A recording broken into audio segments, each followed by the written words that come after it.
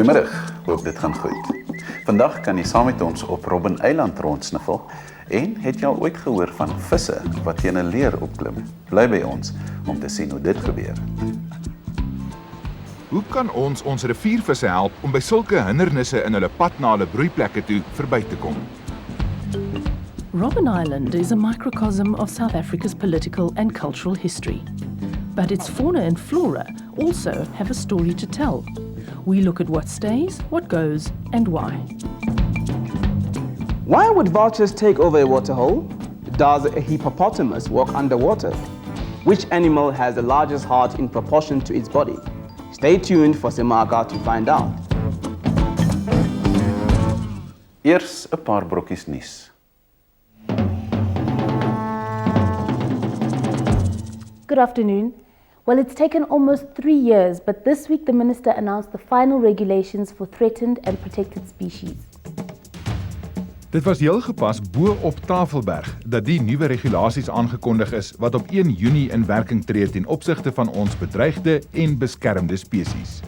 There was absolutely no lack of consultation on these regulations. For the first time, nationally listed species will now have uniform conservation status across the country. A broad range of restricted activities will now require permits. The illicit trading of our endangered fish, bird and plant species, like cycads, will be rooted out. The same legal standards will apply throughout the country, closing loopholes and removing discrepancies between provinces. Die Suid-Afrikaanse Nasionale Botaniese Instituut sal voortaan verantwoordelik wees vir die uitreiking van permitte vir die benutting van enige van Suid-Afrika se gelyste spesies. It will be based on solid science. It will no longer be a political decision, where lobby groups and interest groups can influence that decision. Die regulasies word ook bedoel om die jagbedryf skoon te maak. Canned lion hunting will now be stopped in our country, and we will now deal quite firmly and decisively with this reprehensible industry. The message after today is that the government is absolutely committed to deal with this industry and some of the rogue practices now very decisively. Lion breeders have already indicated they will seek legal recourse. What happens to the 3,000 captive lions that cannot be released is another concern. All the regulations are available at deet.gov.za. And more news from the department is the announcement that the ban on recreational beach driving is here to stay. And this week also proved to be an exciting one for a couple of newcomers to the Mountain Zebra National Park. The arrival of 2 cheetahs at the park near Craddock this week has launched yet another new era in the park's history, which is mostly famous for its rare mountain zebra. These large cats would hopefully help to restore the prey-predator balance in this mountainous park. The 2 were released into bomas, where they will spend 3 months acclimatizing to their new habitat.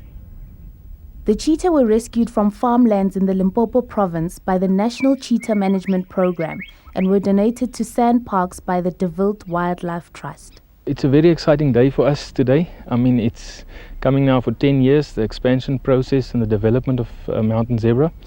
We spend a lot of money fencing the park, increasing the size of the park from 6,500 hectares to 28,000 hectares.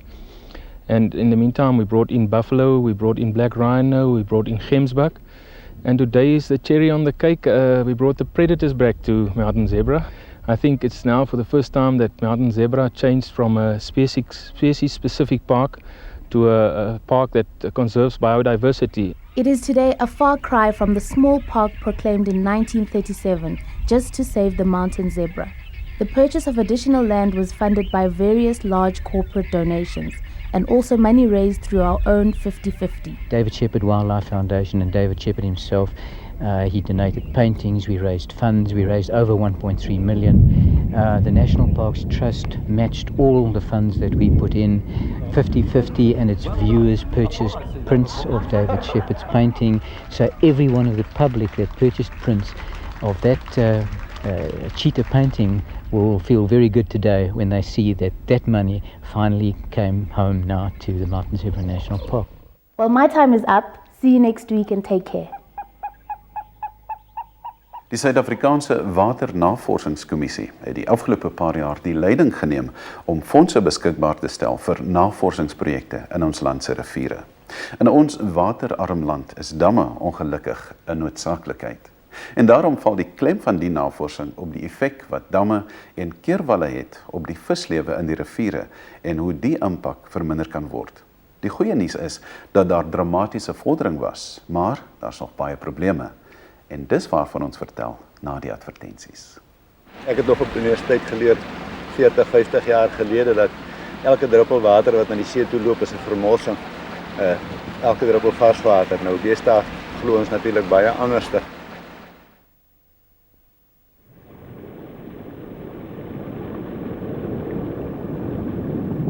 Wat die oog nie sien nie, weet die hart nie van nie. Dit was in die verlede dalk hoekom ons so maklik oral allerhande strukture en riviere gebou het, sonder om eers te dink aan wat dit alles doen aan die vis en ander gediertetjies in ons riviere.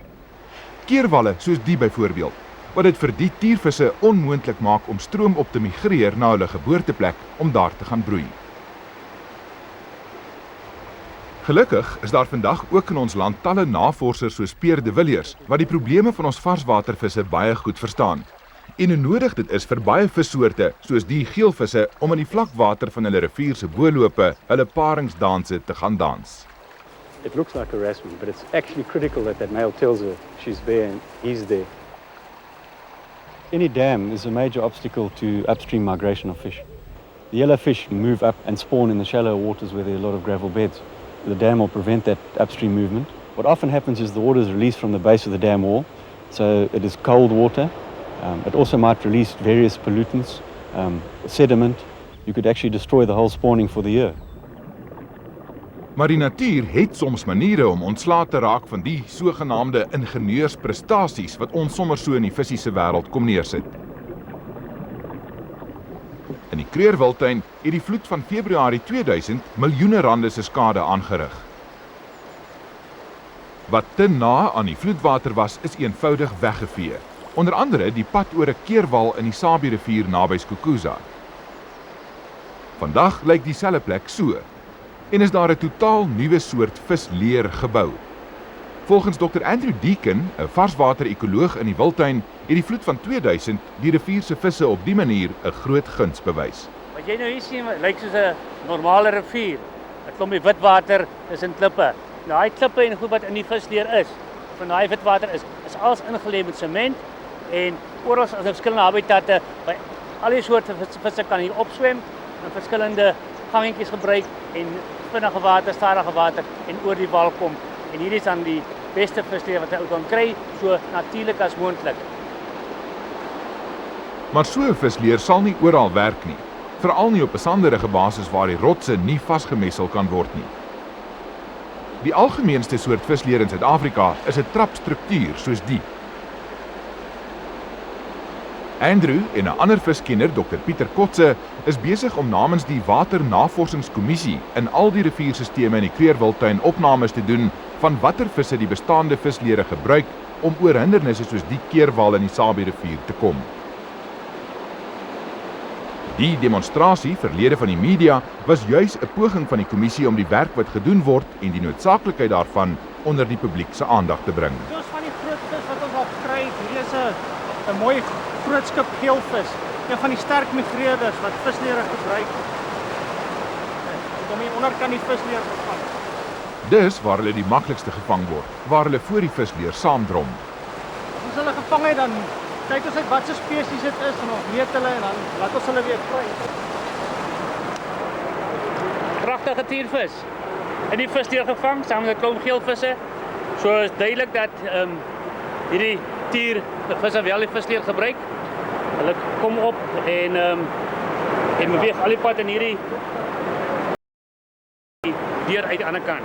En dit is een van ons prima visse in die wildtuin. So is baie goed om te sien die visleer gebruik en hulle moet migreer hierdie visse. So ek gaan bo sit waar hy hoort, dan gaan hy. Vir die groter visse in die dieper poele werk die nette goed. En hy is weg. Maar om die kleiner visse in vlakker water aan te keer, gebruik hulle 'n ander metode. Dis skokstokke wat net vir navorsingsdoeleindes gebruik mag word. Bietjie later water, kyk hier toe kom die geelvisse. Die tegniek skok die visies net lank genoeg dusnis sodat hulle in die nette opgeskep kan word. Binne sekondes is hulle weer op en wakker en aan die swem binne in 'n emmer water. Daar's 'n mooi stukkie water hier waar die vis bymekaar kom. Veral voor die vissteer kan 'n mens nou sien hoe hulle hier vasgekeer word op 'n punt. En as hulle dan opbeweeg, dan kry hulle die opening van die visleer en dan beweeg hulle die visleer op oor die damwal. So is 'n baie goeie manier om die visse oor so 'n migrasie-obstruksie te kry. Volgens Dr. Jan Rousseau, 'n ingenieur wat Andrew se bevindings gebruik om visleerontwerpe te verbeter, is die soort keerwalle ongelukkig 'n noodsaaklikheid. Dit is 'n meetwal wat waterwese gebruik om vloeie te meet sodat ons 'n rekord kan hê van hoeveel water hier in die rivier vloei. En mense kan sien wat die probleem is. Daar aan die verkant is tipies hoe die wal sal lyk as jy nie 'n visleer aan hom gebou het nie en jy het 'n hoë val. En geen vis sal dit maklik oor daardie wal maak nie. So hierdie sal heeltemal 'n afsluitingspunt vir die migrasie van vis wees indien daar nie 'n visleer is. Hy sê die veegleuf waardeur die water in die middel van die rivier so vinnig vloei, lok juis die visse. En dan is die ingang na die visleer se eerste trappie toe sommer reg langs aan, sodat hulle dit maklik kan kry. Verder, laer af in die SABC rivier, is die meetwal met 'n meer konvensionele beton visleer. Volgens Andrew is die een ook gebou na 2000 se vloede, toe dele van die wal weggespoel het. Ongelukkig het die visleer volgens Dr. Rousseau 'n hele paar duidelike foute. Die eerste paar poele is lekker lang poele met die val van 300 mm tussen die poele, maar dan kom 'n ou by hierdie laaste gedeeltetjie waar die water val eintlik teen die volgende muur. Die poel se lengte is te kort en dit maak dit baie moeilik vir 'n vis om homself in posisie te kry om op te spring. En dan laastens as ou hier onder kyk, die uitlaat van die visleer is 'n bietjie ver weg van die vinnige water. Die visse kom daar by mekaar. 'n Klomp sal hom kry, maar dit sal baie beter wees as 'n mens hom sou verleng het tot daar by die vinnige water.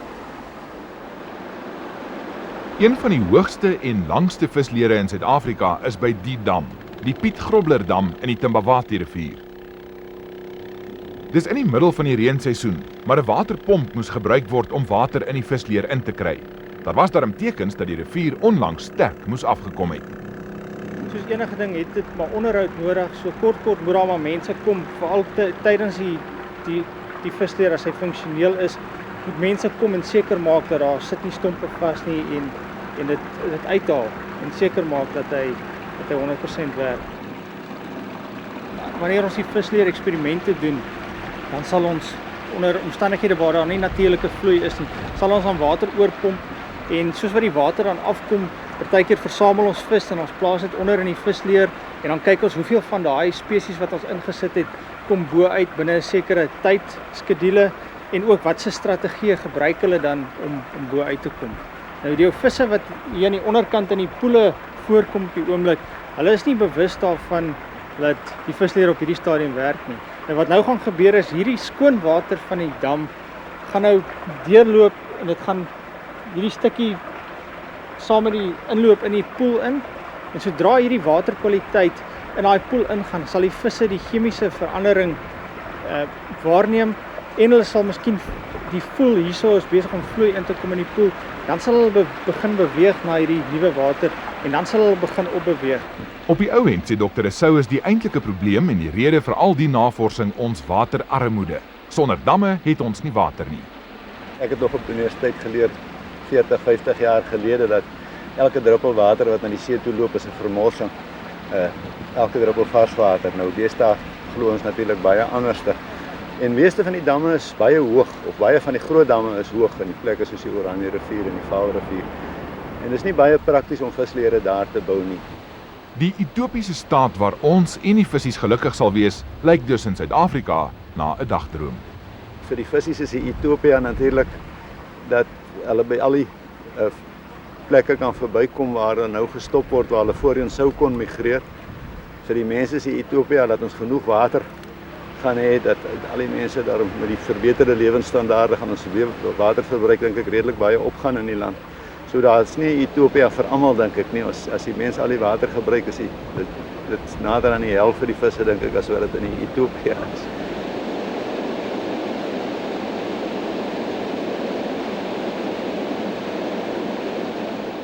Nou ja, dis natuurlik waaroor die Waternavorsingskommissie se visleerprojek gaan, om daardie 50-50 balans te kry tussen menslike behoeftes en die van die natuur. Die kommissie en sy navorsers verdien al ons ondersteuning. It's a tiny dot of land off the Cape Coast, which carries an incredible human history, but it's also home to an amazingly rich collection of fauna and flora, most of which don't belong there in the purest sense of environmental law. But this is still a piece of South Africa, and our environmental laws have to be balanced against the culture and history of the place. After the break, Belinda investigates what's there, what goes, what stays, and why. Far from the prison and the village, the island shows a very different face. It's one visitors or past inmates seldom got to see.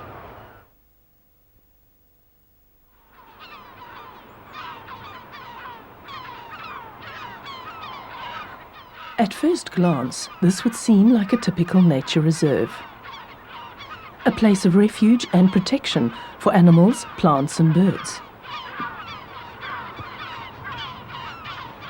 But its history tells a very different story, for this is Robben Island.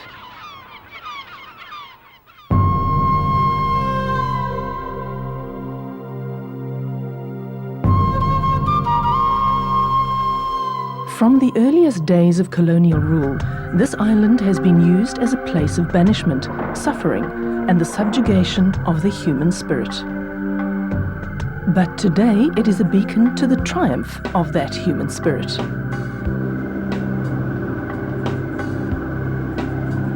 Management of the island was handed over to the Robben Island Museum in 1996. Sean Davies is their environmental officer. I joined him for an exploration of mainly the natural aspects of the island.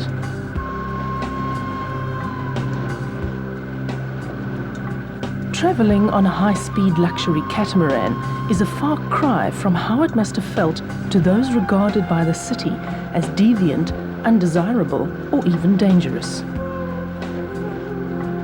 It must have been a very emotional journey for the ex-political prisoners who now hold the reins of power in our country. Well, you feel nostalgic, but we were sentenced to life imprisonment. With political prisoners, life was supposed to mean life, literally. So after a while, you acclimatize yourself to these conditions, and you're going to be in prison for a very long time. Robben Island was declared a World Heritage Site in 1999 for its symbolic, spiritual and historic values. We landed on a very cold, wintry July morning, rain, cold wind. And the first thing we had to do was to change into prison clothes. Mandela was 11 years my senior, Governor Mbeki was 20 years my senior. And when it came to clothes, prison clothes, they all had to wear short trousers and no socks. The rationale behind short trousers was that all Africans were regarded as boys or girls. Thankfully, we've come a long way since then. Before exploring the rest of the island, I wanted to get a sense of how the museum was preserving the memories and experiences of what Robben Island is best known for. So the guide would start the narration of the visitor experience at this point, referring to one of the first groups of prisoners in the most recent history of the island arriving at the island. They are what people would refer to as the Pogo prisoners or convicts.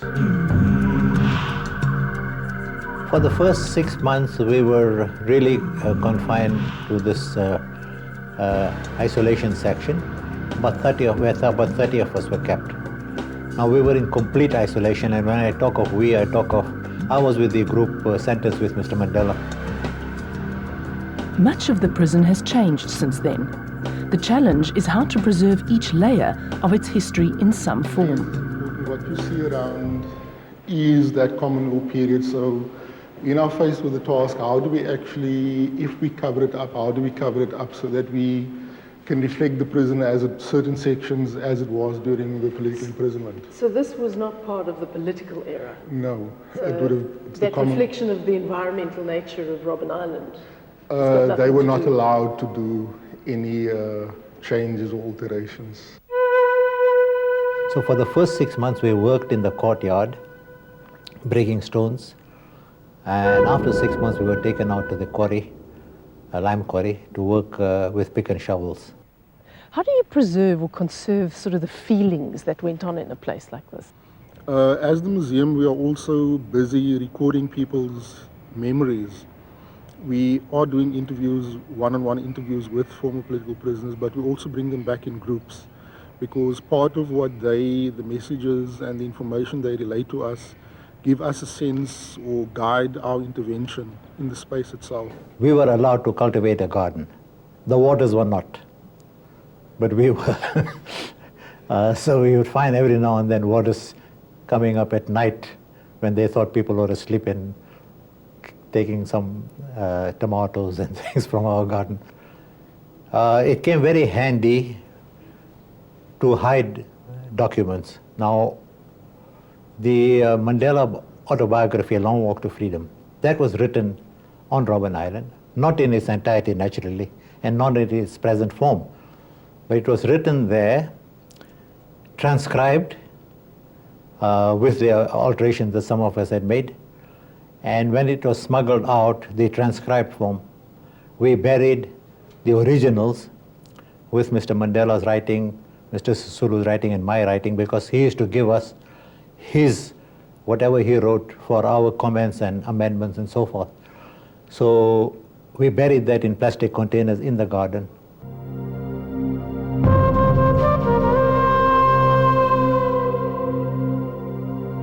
Cell number 5. It's possibly the most famous prison cell in the world.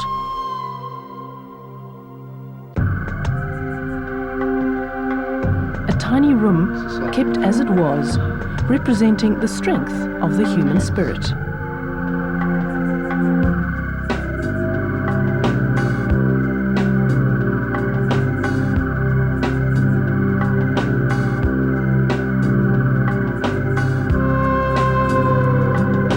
After 6 months, when we were taken to work at the quarry, lime quarry, then often we walked to the quarry, and other times they took us by lorry. But that's when we saw something outside the prison. But the great advantage was to be out of our cells.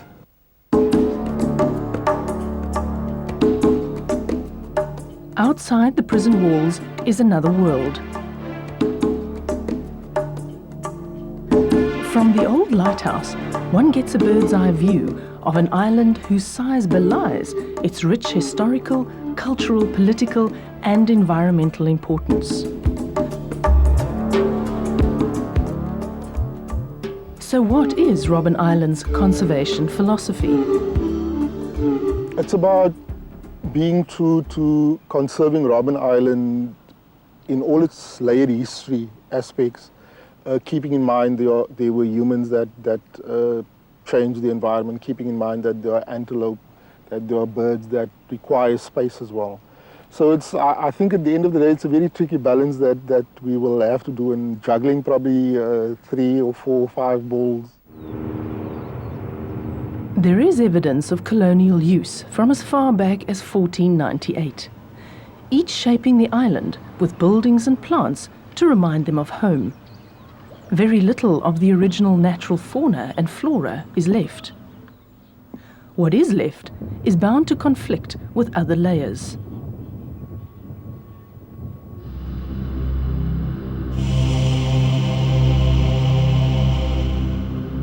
In the mid-19th century, the island was used as a leper colony and lunatic asylum.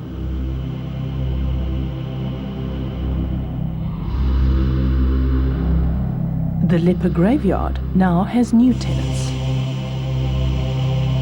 Those ideal spots where one needs to trade off both the cultural significance of Robben Island versus the importance space that it provides for endangered birds. What we have here is that there's a direct competition between the penguin nesting sites and the responsibility of conserving the graves, which is one layer of Robben Island's history.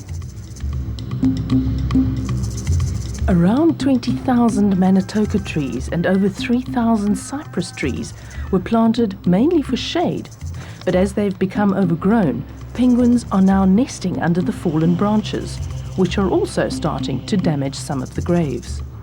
What we basically need to do is to remove some of the trees where they directly impact on a grave, or to just lift the vegetation so that one can see underneath it, but also still have the shaded area. Because this would probably be one of the areas where people would be allowed to walk through unguided. Which means these penguins will have to find alternative nesting sites. As an endangered species, this will have to be treated with caution. Sean and his team hope to bring in artificial nests that have been successfully used on other islands. Robben Island is a crucial breeding site for penguins. I bumped into Titus from Robben Island and Rob Crawford from MCM, who assist the museum with managing their seabird populations. By counting only molting penguins, they get a fairly accurate fix on numbers. Molting penguins are easy to spot. Rob had some alarming comments to make. Over the last 2 years, they've dropped by half. In South Africa, the number of breeding pairs has gone down by about 20,000, and we're now looking at the lowest population of African penguins that has been recorded. Just 40,000 breeding pairs at the moment. And since 1956, we've lost 100,000 pairs in 50 years. So we're losing at a rate of 2,000 pairs a year. I think the main reason is scarcity of food and poor breeding as a result of that, and poor recruitment into the population.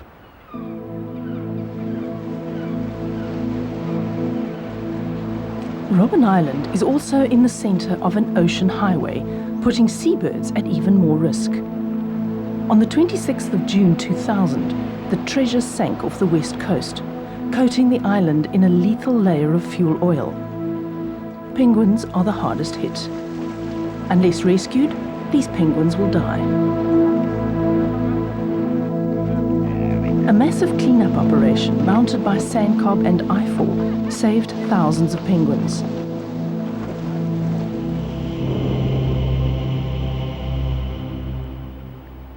Six years on, the island still experiences rogue oil spills.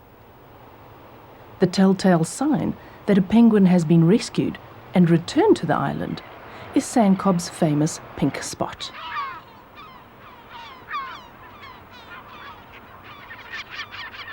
For now, tourists are not allowed to wander freely on the island, which helps protect breeding seabirds.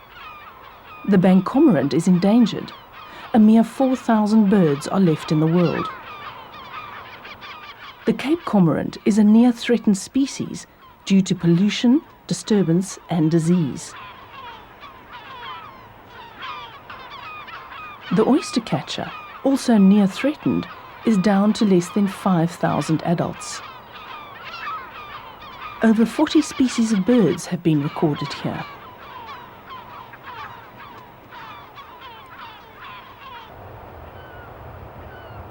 Far from the prison and the village, the island shows a very different face. It's one visitors or past inmates seldom got to see. They did take us out after some years to the seaside to pull seaweeds. And there were some warders, by that time, there was cordial relationship. So they'd even allow some of the prisoners to get into the sea and have a dip. And of course, that's where we took advantage of the kind warders to get some pelamoon and sometimes crayfish, a lot of limpets, periwinkles and so forth. Robben Island has never recorded having had a fire, but it's a huge risk. Large plantations of acacias and eucalyptus now cover the island. Legally, these should have been removed a long time ago. Yes, the alien vegetation poses a fire risk on the island, and that risk needs to be reduced because sooner or later it's going to impact on the built fabric of the island. So we've done a series of fire breaks around the village area, around the main installations. What is the plan to remove this alien vegetation? On Robben Island, I think, looking at the history of the island, the rules for the cultural importance of either planted vegetation or the vegetation that's around is different. Who's doing that plan? Who's assessing what can stay and what can go and why? At the present moment, that is a Robben Island decision. Most of your specialist studies was done by scientists. They would make certain recommendations, and from Robben Island Museum responsibility, you evaluate how valid their recommendations are and how it fits in with the Robben Island plan. The lepers on the island used this lane to walk from the compound to the sea. Bathing in the sea was thought to soothe and heal skin infection.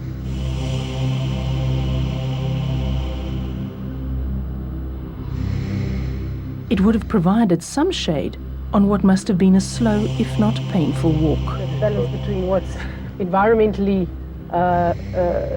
sound and what's culturally relevant. Yes. But there are creatures here that have neither qualities and need to go. Rabbits were introduced by Jan van Riebeck as a source of food for passing sailors. Their numbers rise and fall with rainfall patterns. Burrows can undermine buildings, and a rabbit's appetite means any natural vegetation has little hope of recovering. They can't be relocated, as there's the danger of breeding with indigenous riverine rabbits, one of the rarest mammals in the world. So if we look at what has happened historically, that rabbits was actually used as a food source, it is an option that one could go to. It's not a pleasant thought, but it would be a management option. And then there are the feral cats, a serious threat to seabirds. Trapping and shooting measures were highly controversial, but still not successful. Some of the criticism that has come to the museum was, why didn't we complete it the first time when we started it? So for now, we want to see it through. My cell was facing the sea. And every day after lockup, I used to get onto my bench and put a bundle of blankets on it and look outside. Because after everything is quiet, the animals is together, just outside the cell. He is an old male eland and an impressive animal, but he's the only one. There's over 200 other antelope like springbok and steenbok, but it's the bontebok that are the most impressive. On the mainland, this species is threatened with interbreeding with blesbok, but on the island, they are genetically pure. The ministers at that time came to Robben Island to hunt this game there, but we didn't see it. We didn't see it for ourselves. This is what we were told by warders. It's possible. It's quite likely that it happened, but it was criminal. You know, these were tame. These animals. Conservation recommendations are they should all be removed as they don't belong. Robben Island management say they do. Robben Island Museum management decided that because of its cultural importance to the imprisonment landscape, that we will always maintain herds of the different antelope species. Even some of the controversial fallow deer get to stay, but the ostriches will be removed. The plan in the future is to have controlled walks around the island. Ostriches can be very territorial and therefore very dangerous. So the way we've opted to manage is that on a regular basis we will actually have game captures to try and reduce the amount of antelope, but also from time to time bring in new individuals so that we can just keep the genetic gene pool varied. Robben Island is a mere 3.8 kilometers wide and 1.8 kilometers long. Human settlements date back 10,000 years. It's a microcosm of South African history, but its records as a place of intolerance, prejudice and suffering are at least finally closed. The challenge ahead is to ensure the fabric of its history, politics, culture and nature is seamlessly interwoven into a rich and colourful tapestry that will inspire us for generations.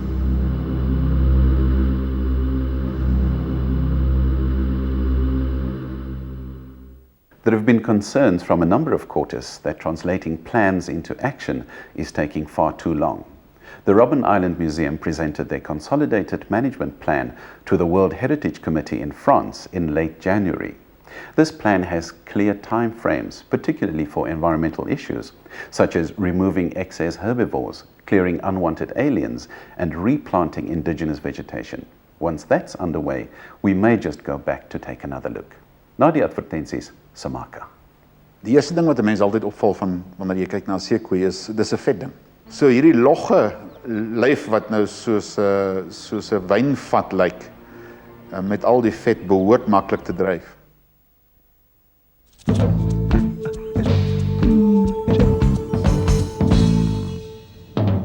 Hi there and welcome to SONATA. My name is Josiah Mulele, and today we have a few good ones for you.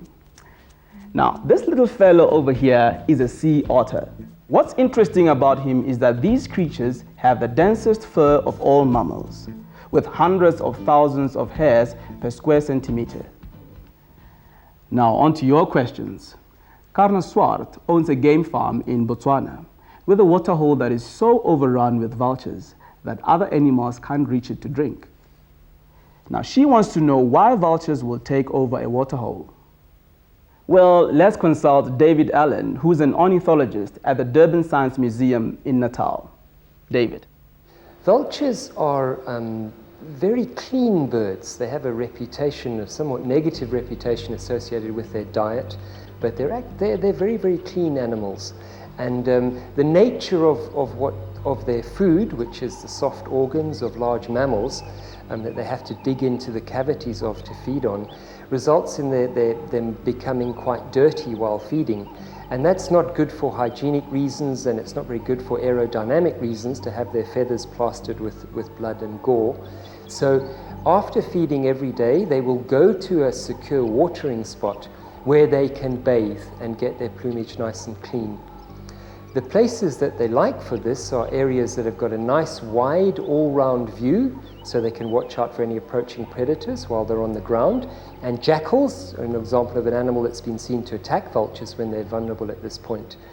So it's no surprise that they want to stick together in big numbers because there are more sets of eyes to watch out for these potential predators. But it also gives them a chance to undergo the social interactions that vultures like to do as social animals. I'm quite surprised to hear that the vultures would stop other animals from coming to drink, because really vultures are not particularly aggressive animals. They open their wings out to the full extent when they're on the ground drying to allow the sun to get in and dry the feathers, and that also keeps the feathers in their proper shape as well if they do a bit of sunbathing like that. And that may look a little intimidating to say some of the smaller antelope or small animals like that are approaching the water point. Annette Groenewoud van die strand wil weet of seekoeie swem of loop hulle net op die grond onder die water. Annette, volgens die wetenskaplikes kan alle diere verbasend goed swem. Maar kom ons hoor van professor Rudy van Aarde, 'n dierkundige met 'n spesiale belang in soogdiere. Professor. Die eerste ding wat 'n mens altyd opval van wanneer jy kyk na 'n seekoei is dis 'n vet ding. 'n Vet dryf. Maar seekoeie is relatief swaar. 'n Bul kan so 1500 kg weeg. Dit is 'n groot dier en is 'n bietjie groter as wat groot volwasse koeie is. So hierdie logge lyf wat nou soos 'n wynvat lyk, met al die vet behoort maklik te dryf, maar gewoonlik gaan seekoeie om nie te dryf nie. Hulle staan. Hulle is maar gewoonlik in die vlakwater waar hulle kan lê of staan en dan die neus net so elke 3de, 4de minuut uit te bring om 'n bietjie lug te skep, selfs wanneer hulle slaap. En hulle spandeer hulle dagtyd dan daar in die water deur net eenvoudig te sit of te lê, maar hulle moet rondbeweeg. Wanneer hulle rondbeweeg, neig hulle om te loop. En dis ook met sulke loopbewegings wat hulle deur die water beweeg. Nou, die verskil tussen loop en swem is nou nie so ver nie, maar wanneer dit kom by swem, neig hulle om te galop. So dink aan hulle as iets wat perdagtig is en wat eintlik galop wanneer hulle swem. Dis 'n galopbeweging waar hulle swem. Gewoonlik niks vinniger as 8 na 10 km per uur nie. Gewoonlik is dit maar 'n gestappery. Seekoeie loop met gemak op die land ook. Hulle kan nogal vinnig beweeg op die land. Hulle is gewoonlik maar skrikkerig wanneer hulle op die land is en hulle bewegings is rukkerig. Hulle is gewoonlik alleenlopers op die land. Totaal verskillend van die situasie vir wanneer hulle in die water is. So gedragsgewys het iemand hulle na hulle verwys as skizofrene. Skizofreniese gedrag waar hulle hou daarvan om in groot groepe te wees of in die groep te wees wanneer hulle in die water is vir een of ander rede en waarvan hulle verkies om alleen te wees wanneer hulle op die land is. Next up is an email from Nicola Aspinall, who wants to know which animals has the largest heart in proportion to its body. Well, we thought that it would be heartless not to give you a good answer on this one, Nicola. Here's Professor Colleen Downs, who's done a good deal of research in the physiology of vertebrates. Professor. Many animals need to get fluids around their body and they have some kind of circulatory system. And the thing that pushes the fluid around is the heart. But if we look amongst the animals, it's most well developed in the vertebrates, especially those that moved on to land. And so amongst the mammals and birds, we have very well developed hearts. So the largest heart in the world is found in the blue whale, and it's almost the size of a small car. But in relation to body size, it's not surprising that the largest heart in relation to body size is found amongst birds. And the reason being is that flight is so costly and the birds need to get the energy and the nutrients to the muscles to maintain this strenuous activity. Just an example, usually birds' hearts are about 40% bigger than those of mammals in relation to size. And so amongst the birds, the ones that have the largest hearts in relation to body size are things like hummingbirds, because they hover, our kingfishers, which we see hovering while they're fishing, swallows, and then also seabirds that fly for long distances over the sea, particularly when they're migrating or going out to feed. Johan Pretorius van Panorama het 'n moeilike een, so luister mooi. Hy skryf: die verskil tussen hoog en laag water by die kus verskil blykbaar dramaties, afhangend van waar jy in die wêreld is. As dit waar is die grootste verskil? Waar is die kleinste verskil? En wat veroorsaak die verskil? Professor Hannes Rautenbach, 'n meteoroloog, het al heel wat navorsing hieroor gedoen. Professor. Ja, getye, as mens kyk na oseaangetye, is eintlik die sikliese beweging van die oppervlak van die oseaan na 'n hoër vlak en dan weer na 'n laer vlak toe. En hierdie sikliese beweging verskil eintlik oor die hele aarde van plek tot plek. Maar mens kan verstaan, as daar so 'n sikliese beweging is, dan is daar natuurlik kragte wat hier 'n rol speel. En hierdie kragte noem ons getykragte. Nou die getykragte is eintlik maar kragte wat ontstaan as gevolg van die wisselwerking tussen die swaartekrag van die son, die aarde en die maan, wat hierdie drie liggame op mekaar uitoefen. Die kragte wat die getye veroorsaak is egter baie ingewikkeld, omdat die posisie van die son en die posisie van die maan relatief tot die aarde kan verskil. Ons weet die aarde roteer om die son, die maan roteer om die aarde en dan roteer die aarde self ook nog. Met ander woorde, mens kry nie mooi eweredige patrone waar mens sê dat hoë getye net op die ewenaar kan voorkom of lae getye net in ander gebiede nie. En daarom die kaarte wat ons sien oor die gemiddelde getye wys dat daar baie wisseling in die patrone is. Wanneer mens kyk na die mees ekstreme verskil tussen getye, dan is daar 'n plek, die baai van Fundy, wat geleë is omtrent op die grens van Kanada en Noord-Amerika in die Atlantiese Oseaan. En hier kry mens getyverskille van tot 17 meter tussen die hoogste gety en die laagste gety. En mens kan dink dit is nogal 'n redelike verskil in die vlak van die water. Wanneer mens na Suid-Afrika toe kom, dan is die algemene wisseling tussen springgety en die dooie gety ongeveer hier by 0,5 meter. hier teen die Weskus van Afrika, so suid van Afrika. En as mens teen die ooskus of beweeg na Mosambiek, dan raak die verskil tussen die hoog en laag gety so bietjie groter na in die orde van 0.8 meter. Our last question today comes from Zain Leso, who simply asks, how old is the universe and how do we know? Well, it's definitely one for the astrophysicist. So it's Earth calling Dr. Catherine Kress. Doctor. The evidence comes in various forms, and we could start by looking at how old the Earth is, for example. And for that we could use nuclear dating. And from that we find that there are rocks that are at least about 4.5 billion years old. So we would know that the universe is at least that old. Then other bits of evidence come from looking at stars, where we understand stellar evolution incredibly well. And if we look at, for example, a globular cluster, we look at the stars in them. And from that, because we understand stellar evolution very well, we can say how old those globular clusters are. And we come up with numbers that are definitely greater than 12 billion years. So we can be sure the universe is older than that because the stars had to form and evolve within the universe. And then another really excellent piece of evidence comes from observing the light that comes from the very early universe called the cosmic microwave background. So the universe was very hot and dense initially.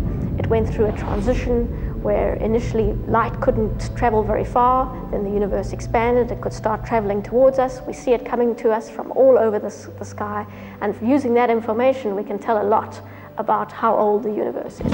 Do you have a question you'd like our experts to answer on Simaka? If so, drop us a line at this address or send us an email at simaka@compuways.com. And here's our phone-in competition question for a yes or no answer. Can hippos swim? Dikubu dikona kutuma na. If you know the answer, give us a ring on 083 900 50 50. You have until next Monday to call. The lucky winner will receive 1,000 rands in cash. And it's time for me to say goodbye. I've enjoyed my time with you and look forward to joining you in a fortnight where I'll be bringing you expert answers to your questions. Be seeing you.